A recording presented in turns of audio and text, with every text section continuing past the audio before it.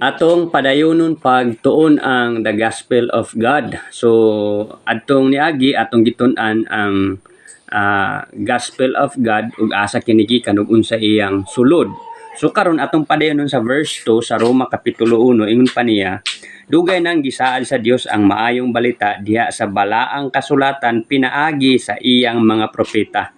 So makita nato diri nga kining gospel di ay dili lang siya sa New Testament ginahisgutan kundi ginahisgutan usab didto sa Old Testament. Gapasabot nga kining gospel ginahisgutan sa tibuok balaang kasulatan. Ang pinakasentro sa balaang kasulatan mo kini the gospel of God or kaluwasan sa usa ka tawo nga gihimo ni Ginoong Jesucristo. O kinsay nagahisgot niini sa Old Testament, ingon pa niya, dugay nang gisaad sa Dios ang maayong balita diha sa balaang kasulatan pinaagi sa iyang mga propeta. No, so usa sa mga naghisgot niining maong gospel mao si propeta Moises, no? Si propeta Moises, no? So usa sa iyang mga sinulat mao ang Deuteronomio, no? So kapitulo 18 bersikulo 15.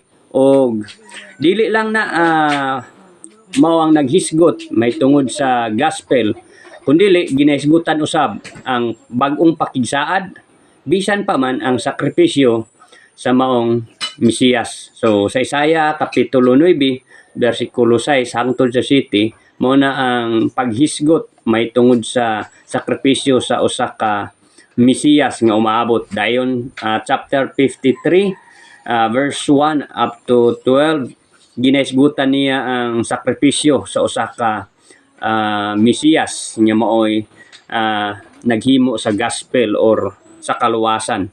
So makita nato diri nga gisaad ng daan ang gospel diha sa balaang kasulatan pinaagi sa iyang mga propeta. O gani papagabot na sa verse 3 ingon pa niya, may tungod kini sa iyang anak.